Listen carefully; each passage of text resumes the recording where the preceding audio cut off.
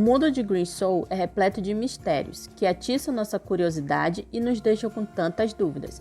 Aposto que em algum momento você já deve ter se perguntado como tudo isso começou, o porquê dessas terras pestilentas serem tão selvagens e hostis, o que gerou tudo isso e pelo que realmente estamos lutando. Mas para sanar essas questões, é fundamental conhecermos a história dessas terras. E foi pensando nisso que eu trouxe mais um episódio de Green Soul Survival no modo história. E nesse episódio nós ficaremos por dentro do início de tudo. Mas antes de começarmos, eu peço o seu apoio para ajudar esse canal a crescer e me incentivar a trazer mais vídeos de Green Soul. É só deixar seu like caso você curtir esse vídeo e se inscrever no canal se você for novo. Assim você receberá novas notificações de novos vídeos. Então vamos lá conferir a história de hoje?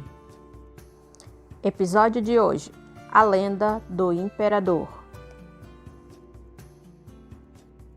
No início, o continente onde se encontra a Lubênia era fragmentado em vários pequenos reinos que viviam em constante conflito e disputas políticas e por território. Um desses reinos se chamava Dágria, que atualmente é conhecida como a capital e naquela época era governado pelo sábio rei Robert III, que era bastante famoso pela sua capacidade militar, boa estratégia, assim como de governo. Ainda na mesma época, a fé de Harat se encontrava em ascensão, ganhando força e muitos adeptos entre os reinos e províncias vizinhas a Dágria. Os pregadores de Harat conquistaram muitas pessoas com histórias de como as forças da luz venceram as trevas, além de promessas de uma vida melhor após a morte, pois o povo comum naquela época vivia uma situação muito sofrida. E então, o rei Robert logo se rendeu à religião de Harat, mas também viu nisso uma oportunidade de aproveitar a ascensão da fé para expandir o seu reino. O rei logo ordenou a construção de um templo dedicado a Harat e estabeleceu a fé como a única permitida em seu reino.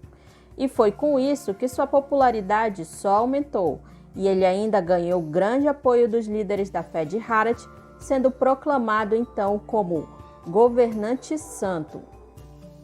Com todo esse apoio, não demorou muito para que Robert III conquistasse os reinos vizinhos, chamados de Falvis, Kadesh, Bir, Teorquismachs e a nossa querida Lubênia. E foi assim que Robert III fundou o Império Eterno da Luz, passando de rei para imperador santo.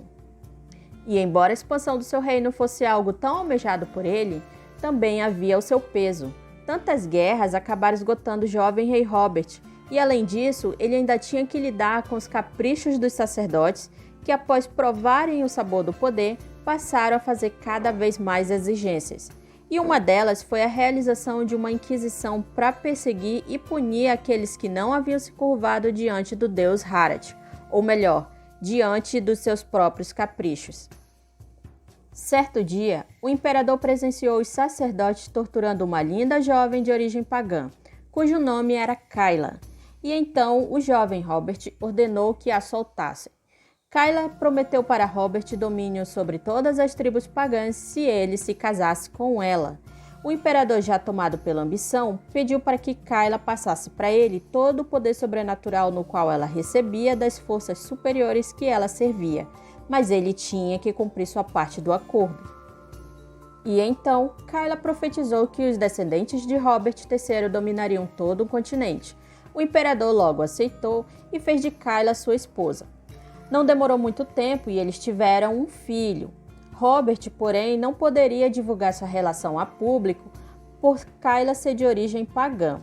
Mas, por outro lado, ele tinha o apoio dos líderes de Harat, que não ficaram tão contentes com isso, mas também não ousaria ir contra a vontade do imperador.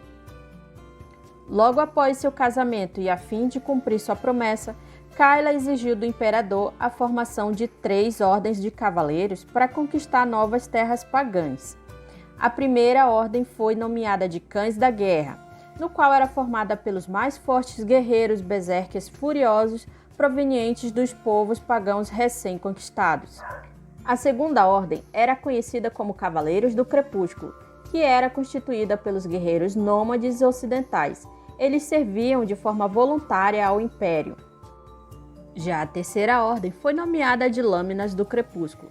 Era conhecida pela sua tremenda crueldade. o que não era para menos, pois muitos de seus integrantes eram pessoas condenadas à morte, pessoas que já estavam acostumadas com a brutalidade e derramamento de sangue. E assim se estabeleceu o sistema de ordens no qual conhecemos hoje. Eu não vou entrar em detalhes com relação às ordens, pois eu vou deixar isso para um próximo vídeo, falando de todas as ordens presentes até o momento.